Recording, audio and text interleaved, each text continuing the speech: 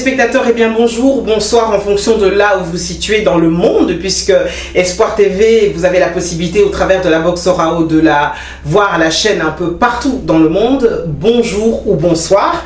Et je suis très heureuse de vous retrouver. Je suis la sœur Julie Tchendamwamba, Sister JTM. Vous savez que nous avons des émissions, notamment dans la chaîne Espoir TV. Nous avons différents programmes que nous vous offrons. Et là, aujourd'hui, c'est l'émission Rencontre avec. Alors, Rencontre avec, ça me permet en fait de rencontrer des tas de personnes qui sont formidables, qui font des choses, qui expérimentent des choses et qui nous partagent leur expérience, au travers de la mission, de la vision et du message que Dieu leur a donné au travers de ce qu'elles font. Ce n'est pas uniquement des émissions avec des serviteurs de Dieu, c'est des émissions avec toute personne qui a reçu un appel, une vision, un message, une mission et qui aimerait le partager pour la gloire du nom de Jésus, mais aussi pour l'édification du corps du Christ. Alors moi, aujourd'hui, j'ai un livre ouvert, comme je l'appelle, un livre ouvert parce que vous allez le voir, plutôt l'entendre également, elle a des tas de choses qu'elle a pu faire et une expérience incroyable. Voilà, je suis avec Marceline Loukala, Madame Marceline Loukala, qui va nous parler un peu de la vision, du message et de la mission que Dieu lui a donnée. Alors, bonjour, Madame Julie. Je devrais vous appeler maman, mais dans une émission, on évite de le faire parce que vous êtes une maman. Hein. Vous la voyez comme cela, mais vous allez apprendre dans quelques minutes son âge. Je lui ai dit que j'allais lui dire parce que jusqu'à aujourd'hui, je ne crois toujours pas qu'elle a l'âge qu'elle donne. Alors, bonjour Madame Marceline Loukala, comment ça va? Bonjour Madame Julie, ça va très bien. Et c'est vrai que on peut m'appeler maman, mais il y a toujours les coulisses et les scènes ou le contraire. Oh, vous êtes incroyable. Alors, moi, je suis vraiment honorée de vous avoir parce que parler avec vous est un véritable plaisir, déjà. Mais aussi, on apprend énormément. Vous êtes vraiment un livre ouvert, on va le découvrir dans quelques instants. Mais si je devais vous demander de vous présenter, qu'est-ce que vous diriez de vous-même? Qui est Marceline selon Marceline? Marceline selon Marceline. Du haut de ses 20 ans. C'est moi. Je suis épouse, maman de 3 grands enfants, plus âgés certainement que toi.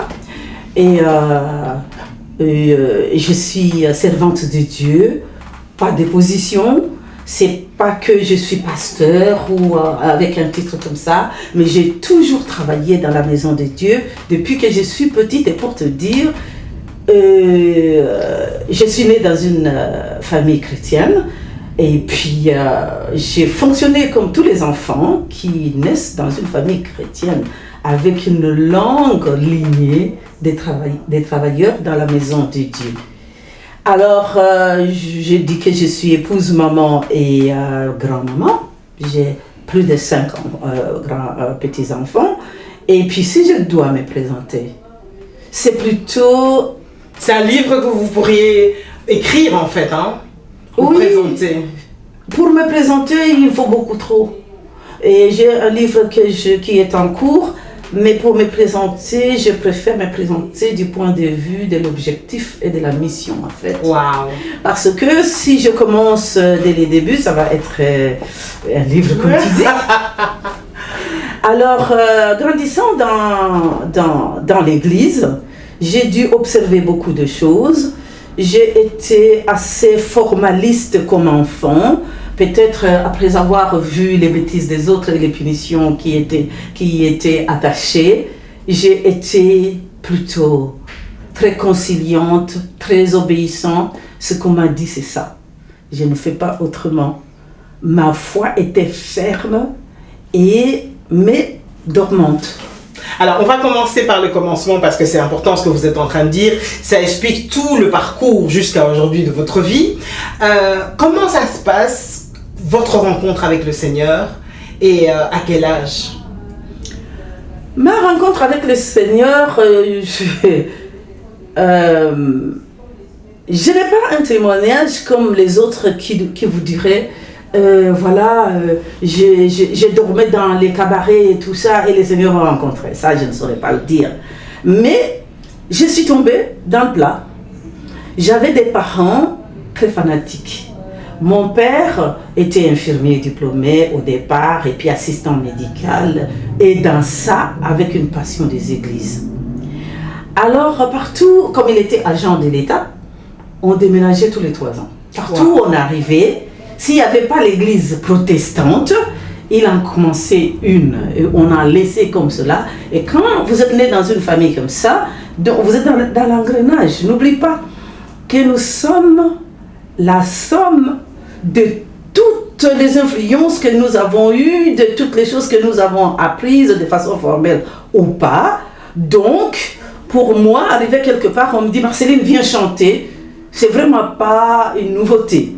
Mais seulement, j'ai eu à vivre dans les internats. Ouais. Et quand je devais quitter ma mère, elle me disait « Ne t'en fais pas, Dieu est avec toi ». J'ai pris ça à la lettre et quand j'étais à l'internat, avant de dormir, je disais à Dieu « Maman m'a dit ». D'ailleurs, jusqu'à maintenant aussi, quand j'en parle, j'ai des larmes aux yeux. Je dis « Maman m'a dit que tu es là ». Et puis je dormais. Donc très important pour les parents qui nous regardent, une première chose à dire, l'éducation.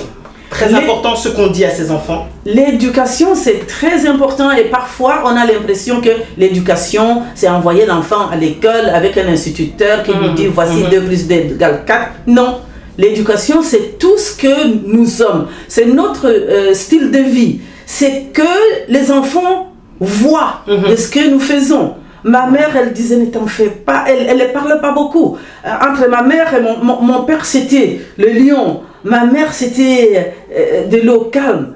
Mais peut-être qu'elle voyait l'angoisse sur moi quand on devait partir. Et puis, elle disait, ne t'en fais pas. Dieu est avec toi. Même si je suis resté des années après. Ça m'est resté. Et à l'internat, je me répétais ça. Alors, quand on allait à l'église, on faisait l'appel pour que les gens aillent pour accepter le Seigneur. Moi, je suis allée plusieurs fois. J'allais tout en disant à Dieu, maman a dit que tu es là. Moi, je suis à toi. Prends-moi, je ne sais pas quoi faire. Mais je te donne toute ma vie. Et à chaque fois que les gens répétaient la prière d'acceptation du Seigneur, là, je la faisais avec eux. Je ne dirais pas qu'il y a un moment spécifique comme ça, mais c'est vrai que je fais une rencontre personnelle avec Dieu. Et ce qu'on ne m'a pas dit, tu ne me feras pas faire. Waouh! Donc, est-ce qu'on peut dire que vous êtes une consacrée finalement? Vous avez fait un vœu, on peut dire que vous avez fait un vœu à Dieu, que vous êtes consacrée à lui depuis votre jeunesse. Oui, moi, je m'étais consacrée à Dieu. Et d'ailleurs, si je vois ce qui s'est passé, oui, parce que je lui disais tout le temps, je suis avec toi, tu es avec moi. Je suis à toi, je sais que je suis sous ta main. Et c'est quoi? Par instruction, vous avez fait ce vœu-là par enseignement, parce que vous avez été enseigné par vos parents, ou à un moment donné, vous avez ressenti un appel? C'est quoi qui a fait que... Parce que c'est fort comme D'abord par les parents, de toute façon. On voit comment eux, ils fonctionnent. Et puis, on va vous dire, c'est pour ça qu'on parle de l'éducation qui est très importante, c'est aussi quelque chose comme ce qu'on vous dit, ça réveille votre mémoire d'enfant. Jésus n'aime pas une petite fille qui est morte. Vous ne savez pas ce que ça fait chez un enfant, ça. Et puis, si tu es bien avec Dieu, il va te protéger partout. Mais tu crois à ça, et puis tu te dis, Dieu, on m'a dit ça, mais alors, prends-moi. Je suis seule ici à l'internat, des personnes comme ça. Nous, on allait loin à l'internat parce que nous étions protestants. Le lieu d'habitation et la mission, c'était peut-être 170 km, quelque chose de genre là.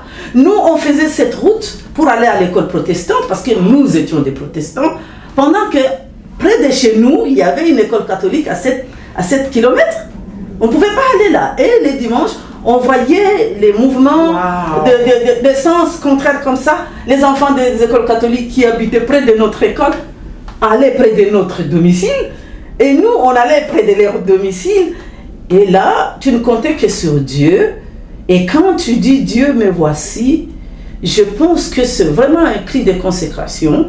Et d'ailleurs, à un certain moment, il y a un missionnaire qui est venu des États-Unis qui a dit, le Seigneur a dit, toi, tu as une langue à serrer pour encourager, pour donner du courage aux autres. Je n'ai pas compris en ce moment-là. Et à mes 9 ans, en revenant de l'internat, je dis à mon père, 9 ans. 9 ans, est-ce que je peux me faire baptiser? Alors, papa regarde maman, elle fait un signe de la tête, et je devais suivre maintenant une formation pour le baptême. Donc, énormément de maturité aussi. Oui, je crois que j'étais un peu trop... Avant de parler de cette maturité, il y a peut-être des jeunes qui sont là et qui n'ont plus envie, qui disent ouais, nos parents nous forcent à aller à l'église, mais finalement ils n'ont pas vraiment d'expérience personnelle avec le Seigneur et ils disent ouais, j'ai pas trop envie d'y aller mais j'y vais parce que je suis forcé. Donc ils n'ont pas forcément cet engouement, cet enthousiasme. Qu'est-ce que vous aimeriez leur dire pour les encourager? Alors aux jeunes, je vais dire que vous n'êtes pas une erreur de la nature comme on dit. Si vous êtes venus sur cette terre, c'est qu'il y a un but à ça. La famille dans laquelle le Seigneur vous a mis, il savait que c'est dans cette famille-là que vous êtes venus. Si c'est la famille où les gens vont à l'église tous les matins, tous les midis, tous les soirs, c'est qu'il y a un but à ça. Parce que ce que vous allez voir dans la vie, ce que vous allez faire dans la vie, vous reviendrez toujours derrière pour dire « Ah, ça maman l'avait dit.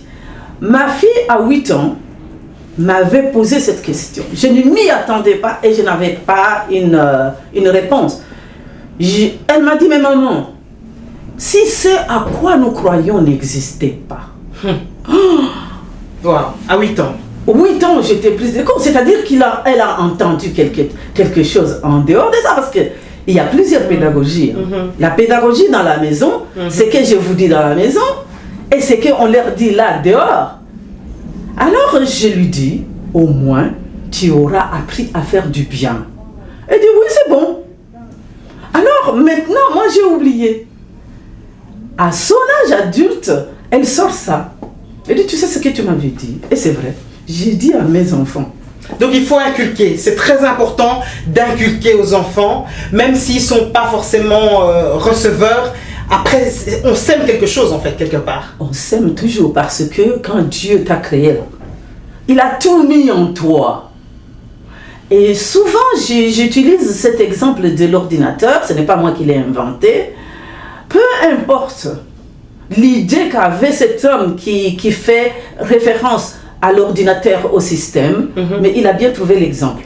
Parce que Jésus, quand il parlait aux disciples, il leur donnait les exemples de la nature, les choses qu'il pouvait saisir. La nature nous enseigne. L'enfant a tout. Mais c'est vrai, c'est comme un ordinateur. Maintenant, il faudra des programmes qui font que ça développe l'un ou l'autre domaine de sa vie. C'est pour ça qu'ils sont mis dans une famille. C'est les êtres, les seuls êtres humains qui restent plus longtemps dans une famille.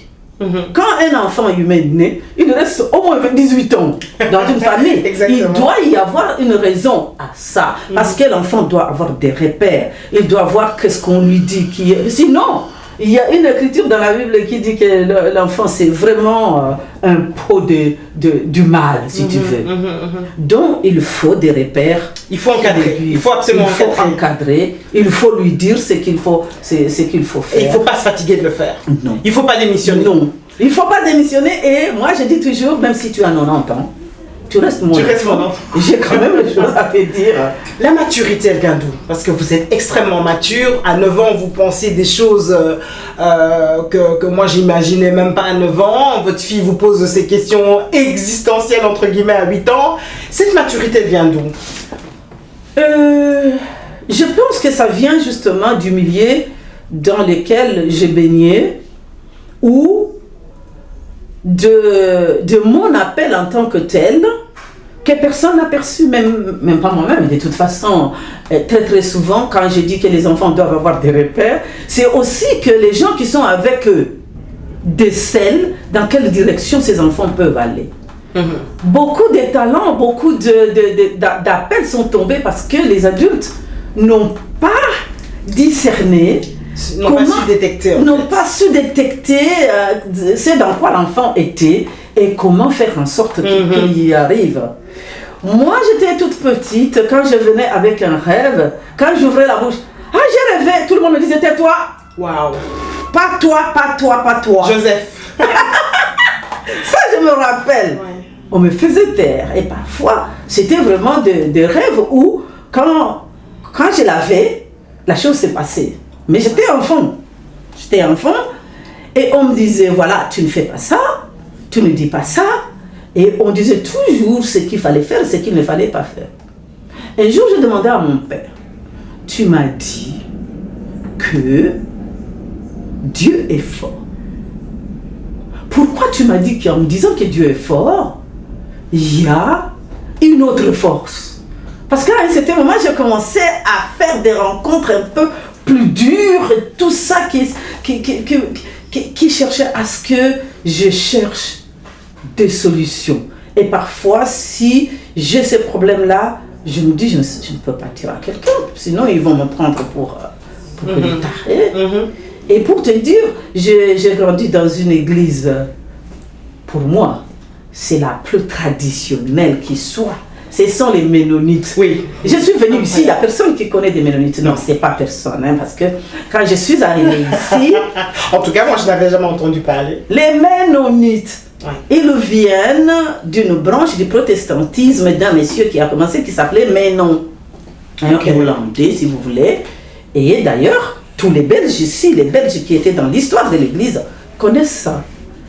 Et il y a eu la persécution ici, on les a vraiment exécutés en les pendant, ils ont fui dans les montagnes suisses, ils ont fui aux États-Unis, etc., etc.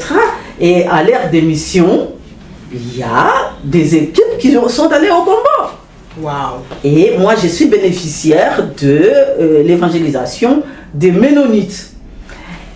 La devise principale chez les Ménonites, c'est la discipline.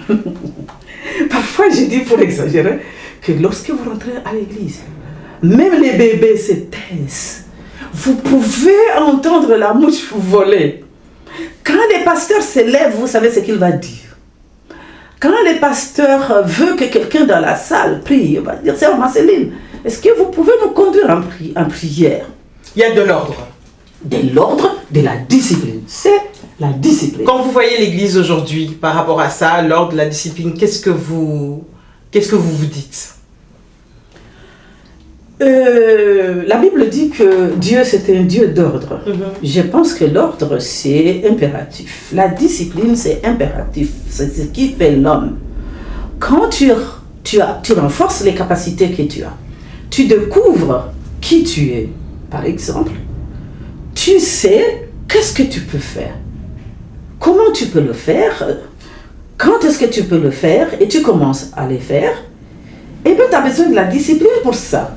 La discipline t'apprend à aiguiller ton projet et y arriver, sinon tu vas être dans tous les sens. C'est très important la discipline. Mais la plus importante des choses là-dedans, moi je pense, c'est l'explication de ce qu'on passe comme message. C'est ça mon parcours à moi. Quand je posais la question pourquoi, quand, qui, c'était que je ne comprenais pas exactement. Jésus-Christ, il est fort. Oui, mais maman, comment? On ne te donne pas la réponse. Beaucoup d'enfants ont eu ça. Je n'étais pas la seule. Et puis parfois on te dit tu poses trop de questions. Et même aujourd'hui, il y a des gens qui me disent que je pose trop de questions. Mais n'ayez pas de scrupules pour poser une question. Donc il ne faut pas rentrer dans cette vie chrétienne dans un mouvement, dans une suivance. Il faut avoir une véritable relation finalement. Et pour avoir la véritable relation, il faut connaître Dieu. Et pour connaître Dieu, il faut étudier qui est Dieu, il faut passer du temps dans sa présence, mais il faut aussi lui poser des questions. Et il faut poser des questions. Donne des raisons. Il faut comprendre. Donne des réponses, pardon. Il faut comprendre. Et quand on a avec les enfants, il faut leur expliquer c'est dans quoi vous êtes. Parce que les enfants, quand vous leur dites des choses, ils le font.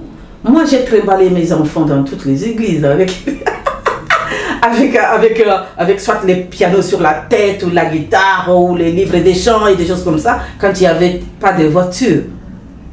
Mais je ne sais pas, à un certain moment, sorti d'un moule comme le protestantisme chez moi, j'atterris en Belgique, tout a changé. Je ne comprenais pas exactement pourquoi c'était différent les Ménonites ici et les Ménonites là-bas. D'abord, quand je suis arrivée ici, ma sœur, que je salue, Victorine, elle est venue avant moi. Elle a trouvé l'église ménonite et elle est rentrée dans cette église ménonite. Quand je suis arrivée, elle nous a amenés là. Nous prenions enfants et tout le monde dans les trams jusqu'à cette église-là, mais tout était différent. Différent, et d'ailleurs un jour je disais, oh, Dieu est resté au coco. Est-ce que vous pleurez quand vous voyez l'église aujourd'hui par rapport à peut-être un manque de discipline, une certaine légèreté? Est-ce que vous déplorez tout ça, vous en pleurez, ça vous fait mal? Et qu'est-ce que vous aimeriez par exemple dire aux serviteurs de Dieu pour retrouver un peu cette rigueur? Ce n'est pas tellement par rapport aux disciplines ou par rapport à un domaine donné, c'est par rapport à ce qui est global. Tout a changé. Les visages de l'Église a changé. Personne ne viendra me dire que ce n'est pas vrai. Dans la société ambiante qui entoure l'Église a changé. Et si on regarde bien, l'Église est toujours un pas en arrière, si pas 50, derrière le développement du monde. Ce que moi j'ai remarqué, c'est que le monde utilise les principes bibliques pour réussir, pour devenir Bill Gates, pour devenir Donald Trump, pour devenir tout ce que vous voulez. Et nous, on a une grosse Bible qui englobe tout ça. Et nous sommes en train de pleurer entre nous, mais on doit rénover ici, il n'y a pas d'argent, et tout le monde est au CPAS. Les CPAS ne devaient pas exister pour les chrétiens, parce que l'église, la première église, c'est elle qui pourvoyait pour les autres. Nous devons créer avec Dieu. Tu as dit tout à l'heure là que le monde attend la manifestation des fils de Dieu. Oui, parce que nous avons une mission. Personne n'est venu ici juste pour comme disent les Congolais, pour accompagner quelqu'un. Chacun est venu parce qu'il y avait un but à cela. Parce que d'ailleurs, quand on explique avec la science, avec la médecine, on dit comment est-ce qu'un œuf est fécondé. Il y a beaucoup de choses qui peuvent féconder cet œuf, mais il y a un seul. Pourquoi c'est toi qui es venu? Tous les autres là sont morts. Exactement. Tous les autres là sont morts. Donc, moi je pense que nous pouvons prêcher, mais aussi enseigner. Je vais quand même dire ceci. À un certain moment, dans mon travail avec les églises, j'ai travaillé dans beaucoup de domaines, surtout dans l'interprétation. On m'a appelé à la chapelle des vainqueurs quand elle s'installait ici en Belgique pour aller traduire ou interpréter les DVD des Bishop Oyedepo. Parce que tout était en anglais. Et la section qui commençait ici, c'était francophone. Et ils avaient des enseignements sur l'écran. Alors il fallait quelqu'un qui aille traduire ça. Je suis allée là pour interpréter les DVD.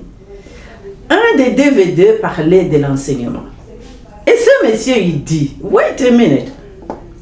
Vous pouvez mémoriser votre Bible là, de Genèse en Apocalypse. Il y a des choses que vous ne comprendrez jamais si personne ne vous enseigne. Et il répète, ne vous enseigne. Il donne Ésaïe 30, versets 20 et 21. Et ça dit, vous n'oublierez pas vos enseignants. Une fois, quand on me proposait quelque chose dans l'église, nous avons discuté avec l'homme de Dieu et je lui ai dit, je ne pense pas que je puisse faire ce que vous proposez. Moi, je crois que mon boulot, c'est de prendre, par exemple, Jean 3,16, essayer d'expliquer mot par mot. Si ça va me prendre 1 an pour que la personne comprenne, je crois que c'est cela. Parce que le problème dans nos églises, c'est que les gens ne comprennent pas ce qu'on leur dit. Peut-être que les prédications, comme je les prends par mon esprit, je vais dire, oui, je les prends. Selon votre point de vue? Selon mon point de vue, l'enseignement, ça travaille d'abord mon intelligence. Si vous m'enseignez 5 points, Si je n'attrape pas tous les 5, je vais attraper un point, c'est déjà beaucoup. Et ça va faire travailler mon esprit. Et un sage a dit, aie la sagesse, et avec tout ce que tu as, acquiert l'intelligence. Et il y a le travail, il y a la notion du travail là-dedans. Acquérir, c'est-à-dire que tu fais des mouvements pour y arriver. D'où les renforcements des capacités de tous ces gens qui ont une mission. Et là, on rentre dans le vif du sujet. Parce que, oui, mais c'est vrai, vous avez bien introduit tout ça et c'est parfait. Une émission n'est pas une autre. Donc, moi, je vous laisse parler parce que vous êtes en train de rentrer et on va comprendre maintenant quand on va voir la vision que Dieu vous a donnée, pourquoi vous avez dit tout ce que vous avez dit.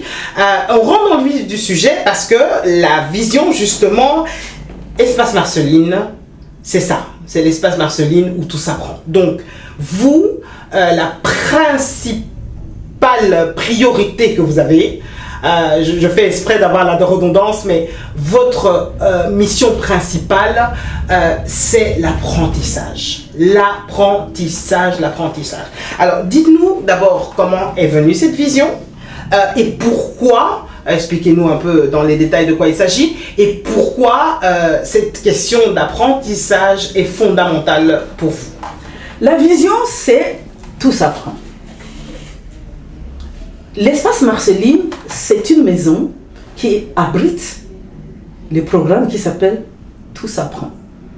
Et pourquoi j'aime ce mot-là? Justement, à cause de cet enseignement qui dit que tu n'oublieras pas ton enseignant, tu entendras la parole, la parole derrière toi qui dira « Voici la route à prendre ». Je peux être intelligente comme tout. Il est des choses que je ne comprendrai pas si on ne m'explique pas. Et je dois apprendre cela. Même à me connaître moi-même. Je dois apprendre. Je dois apprendre à me connaître moi-même. Qui je suis, pour connaître mon identité. En Christ, je dois apprendre. En Christ, tu dois apprendre. Même dans les séculaires. Je dois apprendre. Et moi, comment cela m'est venu? D'abord, c'est dans cette démarche de vouloir peut-être de bonnes grâces me dire, mais Marceline, il faudra bien que tu fasses ça. Et moi, je ne me trouvais pas là-dedans, parce que là, je commençais déjà à voir s'il y a tel problème. Par exemple, les gens ne comprennent pas la dîme, les offrandes et tout ça. C'est parce qu'ils ne savent pas ce que c'est, comment le faire, pourquoi ils le font. Parce que quand on dit, si vous donnez, vous recevrez une bonne mesure, pressée, secouée et qui déborde. Et puis 10 ans après, il n'y a pas de bonne mesure qui secoue, qui se déborde, etc. Et tu sais quoi? Un gros problème. Donc, est-ce que tout s'apprend parce que tout s'explique? Oui. Moi, dans mon démarche... On dira, là, vous êtes pas spirituel. C'est pas spirituel de dire ça, que tout s'explique. Qu'est-ce qui est spirituel? Il y a le côté mystère. Qu'est-ce qui est spirituel? Qu'est-ce qui n'est pas spirituel? Dieu a demandé à Jérémie, qu'est-ce que tu vois? Est-ce que c'était spirituel ou pas spirituel? Jésus a dit, on vous a dit, dent pour dent, œil pour œil, et moi je vous dis, c'était spirituel ou pas spirituel? Nous nous réveillons tous les matins sous 2 royaumes. Les royaumes, les kingdoms de Dieu et les royaumes de César. Et les 2 royaumes ont des clés. C'est ça qu'on ne nous donne pas. Les principes. Les principes. Qui doivent être appliqués. Qui doivent être appliqués, que tu sois chrétien ou pas, tu vas réussir. Mais on dirait que les gens du séculaire ont compris et pas nous. Waouh. Et il y a un homme de Dieu qui disait que ce n'est pas l'homme de Dieu qui dit, ce sont les recherches qui disent que les informations changent tous les 18 mois. Et toi, comme tu es sur la montagne des médias, tu le sais, tous les 18 mois. Et l'Église a été toujours 50 ans en arrière par rapport au monde. Quand on a découvert les téléphones, l'Église était là en train de discuter, est-ce que c'est spirituel ou pas spirituel? Le temps qu'on réalise, le monde a maîtrisé la montagne du téléphone. Quand l'Internet est venu, ou la télévision, le temps qu'il réalise, si nous voulons atteindre les extrémités de la terre, nous devons maîtriser les montagnes d'influence. Parce que nous sommes venus pour influencer. Nous sommes venus ici pour influencer le monde, pour agir dans les séculaires. Le travail dans les séculaires, ce n'est pas mauvais. Mais c'est là que vous allez briller. Ouais. On ne vous dit pas que vous allez là-bas, vous dites arrêtez tout, moi je suis chrétien, je vous enseigne la parole de Dieu. Non. Le but n'est pas de briller dans l'église, le but est d'enseigner dans l'église et aller briller dehors. L'église c'est une école. L'église c'est une école. Comment est venue cette vision? Comment pensez-vous et pourquoi Dieu vous a donné cette vision à vous? À moi, ça c'est à lui que tu vas demander ça, hein. Mais à moi je crois que parce que quand tu me dis quelque chose et que je ne comprends pas, je ne fonctionne plus. Ça m'a apporté beaucoup de problèmes, mais je te dirais, mais là je ne comprends pas, dis-le-moi. Qu'est-ce que tu veux dire par là? Et parfois, même quand je comprends, je peux te dire, tu veux dire quoi? Parce que c'est que moi je comprends. Ce n'est pas nécessairement ce que tu comprends. C'est pour ça qu'on a parfois des conflits, parce que je n'ai pas compris exactement qu'est-ce que tu voulais passer comme message. C'est que mon problème, c'était l'église justement. Quand je parle avec des gens, ils ne sont pas assez courageux pour dire à papa pasteur, ce que tu as dit là, moi je n'ai pas compris. Ils vont venir, c'est Marceline, il est pasteur, pardon, c'est Marceline. Le pasteur, qu'est-ce qu'il voulait dire là? Mais les pasteurs, c'est ton responsable. Va lui poser la question, ça sera même bien. Ou bien, vous sortez de l'église, quelqu'un, il court, il dit, tu vas où? Ah, je vais à un tel endroit pour aller danser. Donc, il vient de l'église, il cherche l'église où il peut aller danser. C'est qu'il n'a rien compris. Donc finalement, waouh, c'est révolutionnaire ça, hein? C'est interpellant. Donc finalement, beaucoup de choses qu'on ne vit pas, la réussite, le succès qu'on n'a pas, le fait qu'on échoue toujours dans le même domaine, c'est parce que finalement on n'a pas compris. On n'a pas compris. Wow. Et tout s'apprend. Il faut apprendre. Et quand on dit, par exemple, si on dit, voilà, mais pourquoi les gens ne sont pas impliqués dans l'église et tout ça? Mais il faut leur apprendre comment ils s'impliquent. Pourquoi j'en arrive là? C'est aussi qu'à un certain moment, Dieu m'a amené tellement... Tu sais, il sait que s'il me le dit comme ceci, Marceline, va travailler avec ces femmes dans l'humanitaire, je n'irai pas. Parce que moi, je ne me mélange pas. Mais ça m'a ouvert les yeux. On m'appelle juste pour aller interpréter. Je vais interpréter là-bas, c'est exactement les principes à l'église. On forme les mamans pour les développements économiques et tout qu'on soit.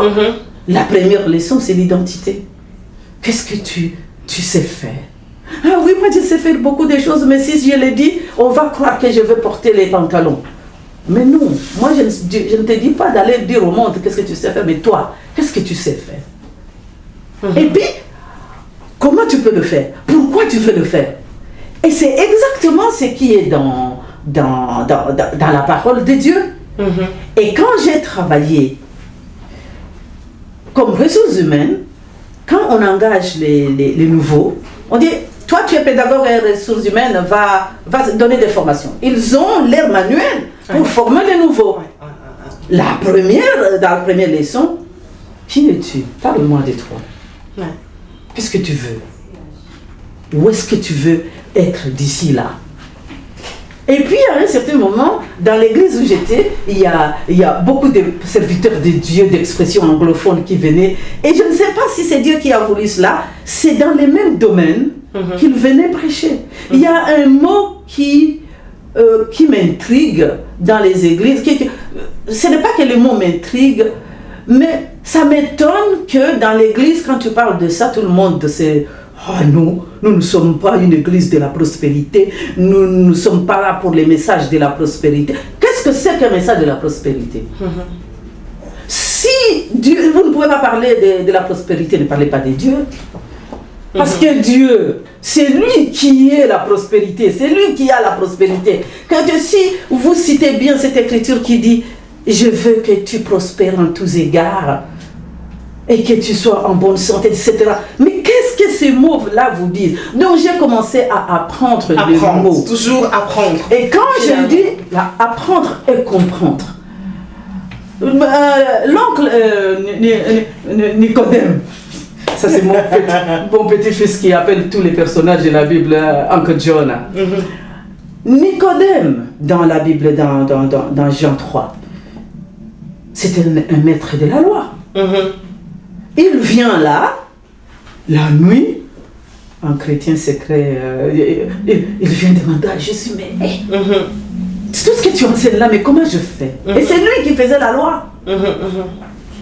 Il n'a pas compris, il y a une clé qu'il n'a pas compris. Il y a des codes. Donc la parole de Dieu doit être décodée. Et on doit apprendre aux gens comment décoder. Quand nous allons dans l'humanitaire, on nous dit vous devez vous impliquer si vous voulez avoir des bénéfices, ou vous voulez travailler. Vous devez d'abord travailler sur vous. Mais alors il y en a qui vous diront oui mais Marceline, il y a le Saint-Esprit. C'est le Saint-Esprit qui doit décoder, c'est le Saint-Esprit qui doit nous apprendre. Alors il a tout faux. Il a tout faux parce que Jésus a dit que je vous enverrai les consolateurs. L'aide, ce n'est pas celui qui fait du boulot. Hein. Excusez-moi, l'aide, ce n'est pas celui qui fait du boulot. C'est toi qui fais le boulot et le Saint-Esprit t'aide. Si tu ne fais pas ce travail-là, le Saint-Esprit ne va pas t'aider. Qui dit mieux? Alors, Espace Marceline, donc un espace où tout s'apprend. Concrètement, qu'est-ce que vous faites pour aider les autres à apprendre? Alors, quand je suis venue en Belgique, j'avais déjà des diplômes et une solide expérience professionnelle dans l'international. Comment ça a commencé? Quand je terminais mes études, un de mes professeurs, qui était le chef de département anglais, est venu me voir et il m'a dit, voilà, il y a une institution internationale qui vient d'arriver. On a besoin de quelqu'un qui travaille en français et en anglais. Alors, la bonne personne, c'est toi. Wow. Je sais que tu parles bien, tu enseignes bien, mais ça ne paye pas. C'était un Belge, hein? J'aimerais bien les retrouver, monsieur Wayland, bonjour. Alors, ça ne paye pas. Et puis, comme on m'a appris que, voilà, tu dois être vrai avec toi-même, je lui dis, mais monsieur, je n'ai jamais tapé sur une machine à écrire, même avec 2 doigts. Il me dit, tu apprendras sur le tas. C'est la première fois que j'ai entendu la phrase apprendre sur le tas. Wow. Et puis, je n'avais pas décodé non plus. Je suis allée travailler dans cette institution, on m'a donné un dactylo, j'ai dû gérer les personnes, les immeubles, tout ce qui s'ensuit, les travails et tout. J'y ai travaillé pendant 7 ans. Après, je suis arrivée ici, contente d'avoir eu des diplômes et tout ça. Et moi, mes diplômes, c'était les mêmes programmes avec la Belgique. Ouais. Donc pour moi, il n'y avait pas de problème, mais je me suis vraiment bien cassé la tête au mur et je commençais à me demander mais qu'est-ce qui ne va pas. Et j'ai regardé tout ce que j'avais fait en apprenant sur le tas, qu'on étudie ça à l'université ici. J'ai couru à Louvain-la-Neuve, à l'institution du travail, j'ai fait les ressources humaines et j'ai terminé. Maintenant, j'ai commencé à devenir trop qualifiée. Ou bien le néerlandais n'était pas suffisant. Je courais pour aller apprendre le néerlandais. Et puis l'ordinateur, je courais pour aller apprendre. Wait. Qu'est-ce que j'ai raté? Je n'ai pas compris. Je suis arrivée à me dire, avec l'aide de l'humanitaire, à comprendre que nous vivons l'heure des transformations, des changements. Et que tout change. Sauf les changements. Waouh, il y a des mises à jour à faire tous les jours. Des mises à jour à faire tous les jours. Le visage du travail a changé, le visage du patron a changé. Aujourd'hui, aller faire les études des travaux des bureaux, c'est bien. Mais le PDG, il fait ses notes lui-même, a envoyé tout ça. Tout a changé, il ne faut pas perdre le temps. Et j'ai vu qu'il y a une différence entre la représentation et la représentativité. Wow. Ce que je vois là, qu'est-ce qu'il y a derrière? Tout ce qui brille n'est pas de l'or, on dit. Et puis, c'est lui qui me représente là. Comment est-ce qu'il me représente? Alors j'ai compris qu'il y a des cases qui ne m'étaient pas réservées Parce qu'à un certain moment, j'ai vraiment été une menace, soit que j'étais trop qualifiée ou on a... Overqualified, oui. Yeah. Et puis on a mis d'ailleurs un point rouge à mon dossier de néerlandais, ne peut plus apprendre le néerlandais. Et tout ça, tu ne le sais pas. Ah oui, wow. Tout ça, tu ne le sais pas.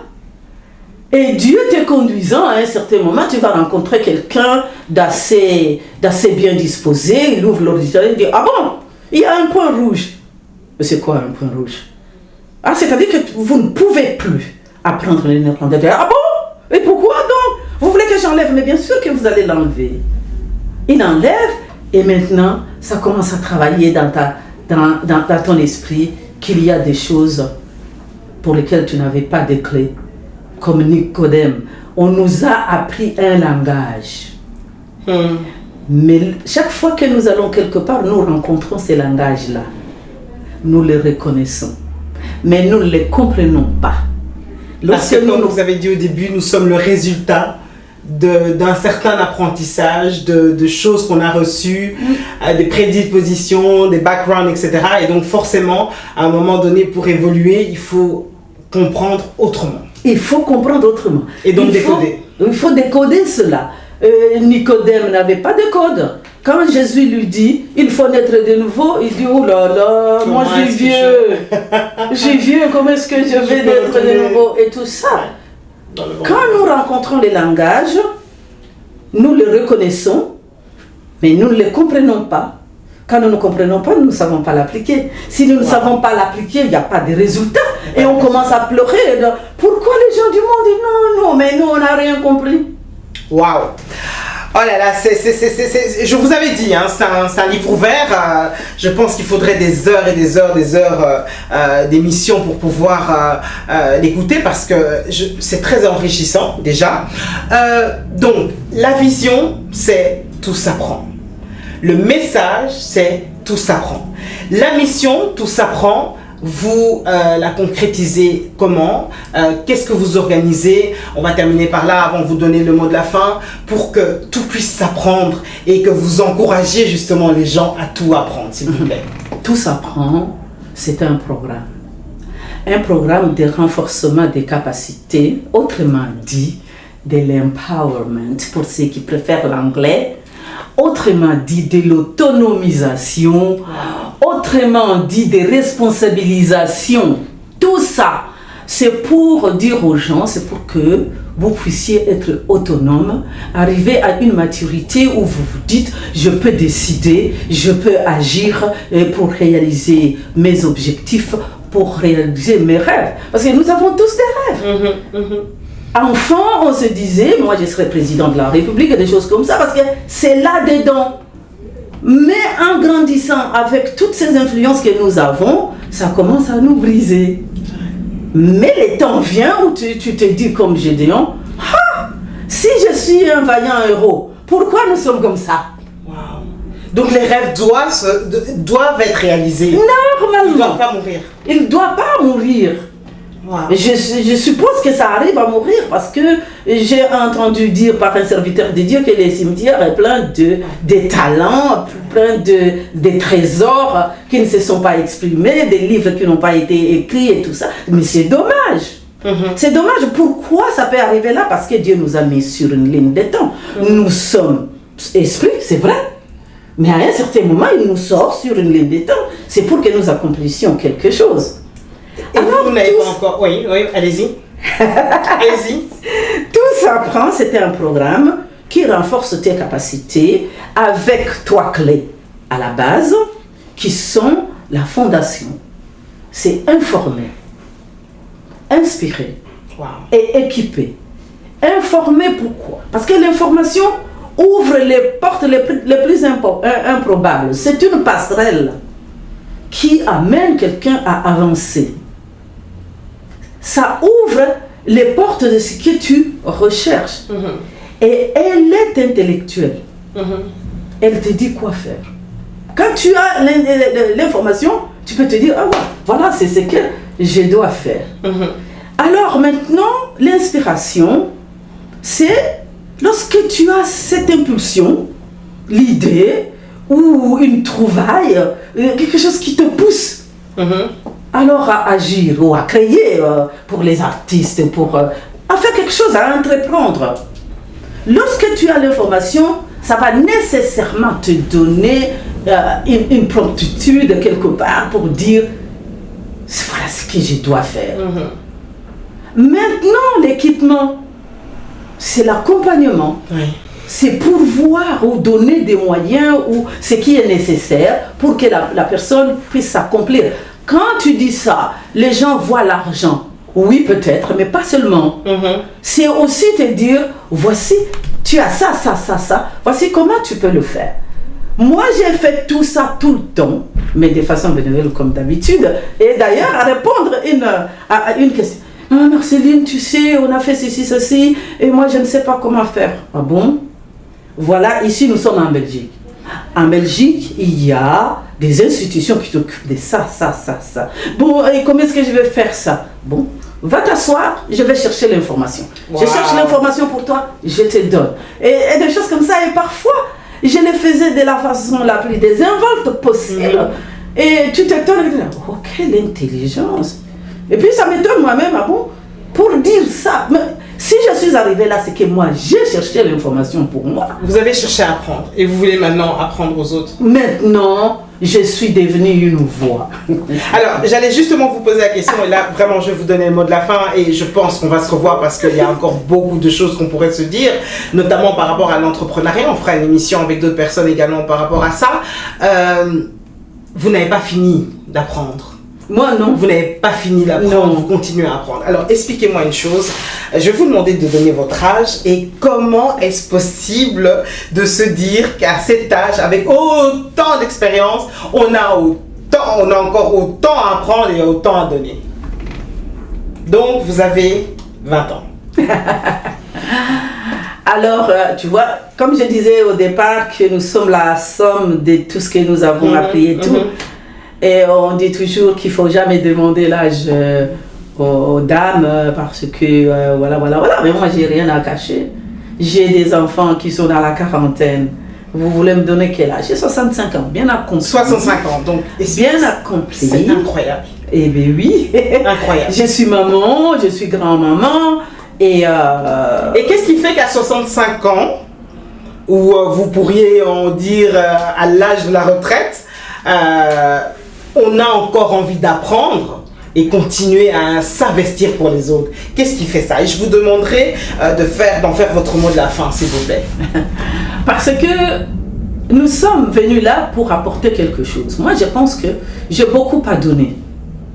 Juste peut-être par ce que je connais. Si on me pose la question, je réponds à la question.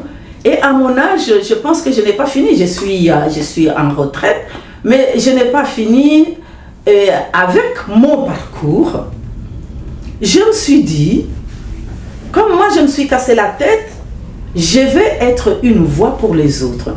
Je vais dire aux autres, voilà, lorsque vous vous tenez devant un problème, tout problème a une solution. Il faut chercher, qui cherche, trouve.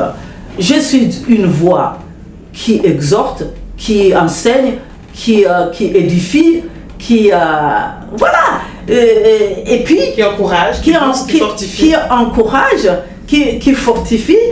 Et les premières audiences pour moi, c'était mes enfants. Parce que quand je voyais qu'avec tous les diplômes que j'avais, leur BEM, c'était matin, midi, soir, je les faisais asseoir, je leur disais, voilà, si vous allez chercher du travail, vous ne trouvez pas, vous créez. S'il faut, partez. Parce que si vous allez là-bas, vous cherchez, vous ne trouvez pas, vous revenez, vous dites, j'ai essayé. Ne dites pas comme à mon âge, ne dites pas comme moi, j'aurais dû essayer. Alors maintenant là, ce que je voudrais dire à une personne, c'est de savoir poser de se poser des bonnes questions et de poser des bonnes questions, des questions existentielles, comme par exemple, qui suis-je vraiment? Qu'est-ce que je sais faire vraiment? Qu'est-ce que je peux faire? Ce sont des questions tellement importantes qui nous font, qui font que nous nous réveillons tous les matins. On court à un travail qu'on n'aime pas, on travaille avec des gens qu'on n'aime pas, on a un petit salaire qui ne paye même pas nos factures, et après on est plein de frustration et on envie les autres. On envie les autres. Nous ne devons pas en arriver là. Nous devons briller, et dans la Bible, il s'est dit que ta lumière brille. Si nous voulons briller, posez-vous des questions et trouvez-y des réponses. Et les réponses se trouvent dans les renforcements des capacités. Pour le mot de la fin, je vais dire les renforcements des capacités, comme je disais. C'est un message biblique. Comment? C'est ce que Jésus apprenait aux gens. Tu es malade, tu viens, il te demande qu'est-ce que tu veux. Je vais guérir, tu es guéri. Est-ce que ce n'est pas un bon message, ça? C'est les renforcer. Il renforce tes capacités et tu crois plus. Si tu ne marchais pas, il dit lève-toi et marche. Et moi, dans ça, c'est pour ça d'ailleurs que j'ai eu les termes renforcement des capacités. J'aurais pu dire enseignement, why not? On va devoir finir, mais c'est tellement... J'ai pas envie de vous arrêter, mais on va devoir finir parce qu'on a largement dépassé, je pense. En tout cas, vous voyez les coordonnées de l'espace Marceline s'afficher sur votre écran. Je pense qu'à un moment donné, on doit apprendre, et pour apprendre, il faut se mettre avec les bonnes personnes. On ne doit pas hésiter d'aller, lorsqu'on ne connaît pas, vers la personne qui connaît. Elle connaît pas par prétention, mais elle connaît parce qu'elle a appris également. Donc c'est ce que je retiens aujourd'hui. Ne soyons pas gênés, n'ayons pas honte, n'ayons pas peur, ne soyons pas complexés d'aller vers l'autre apprendre. L'autre sait parce qu'il a appris. Donc continuons d'apprendre. Espace Marceline, où tout s'apprend. En tout cas, merci beaucoup. Jeune dame de 20 ans, Marceline Loukala. On va se retrouver très bientôt, j'espère, pour une autre émission. En attendant, restons avec cette notion d'apprentissage, parce que ce que Dieu veut, c'est que nous puissions apprendre. N'oublions pas que sa parole nous dit que le peuple périt parce qu'il lui manque la connaissance. À très bientôt. Merci à WWW à la technique, Pellicule Vision. Si vous désirez apprendre comment filmer, comment faire un clip, etc., eh bien, contactez-le sur Facebook, la page Pellicule Vision, et également les coordonnées que vous voyez s'afficher sur votre écran. À très bientôt, et n'oublions pas que Dieu doit rester notre priorité. Alors apprenons à le connaître. À très bientôt. Bye bye.